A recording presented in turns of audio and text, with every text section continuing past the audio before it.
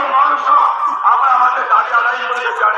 আমরা নির্ভীক, আমরা সাহসী, আমরা একটি সভ্য এলাকার মানুষ।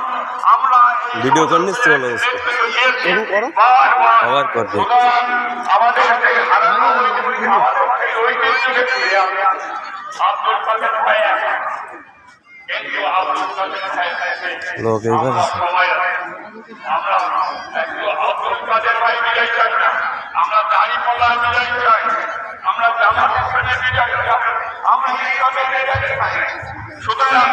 সুতরাং আমাদেরকে যে সময় আছে এই সময়ে কাজে কাজ মিলে আমাদের কাজ দাড়িপাল্লা জিন্দাবাদ। আমাদের প্রতিপক্ষরা আমাদের কোনো অনেক জায়গায় আমাদের বোনদেরকে নাজেহাল করছে, অনেক জায়গায় আমাদের ভাইদের উপর আক্রমণ করছে।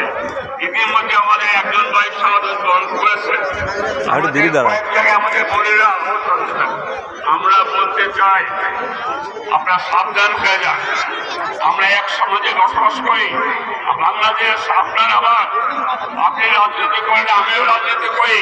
আপনার যোগ্যতা থাকলে দেশের মানুষকে মোটিভেশন করে আপনার পক্ষে নিয়ে আসেন।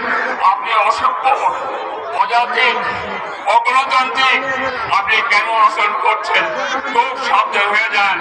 আমাদের বোনেরা দিকে হয়েছে, বাংলাদেশের শব্দ হয়েছে যে আমাদের মহিলা নেতৃত্ব কি পরিমাণে গোটা বাংলাদেশে কম্পন শুরু করেছে, যেন শব্দ ভূমিকম্প হয়ে যায় এরকম অবস্থা।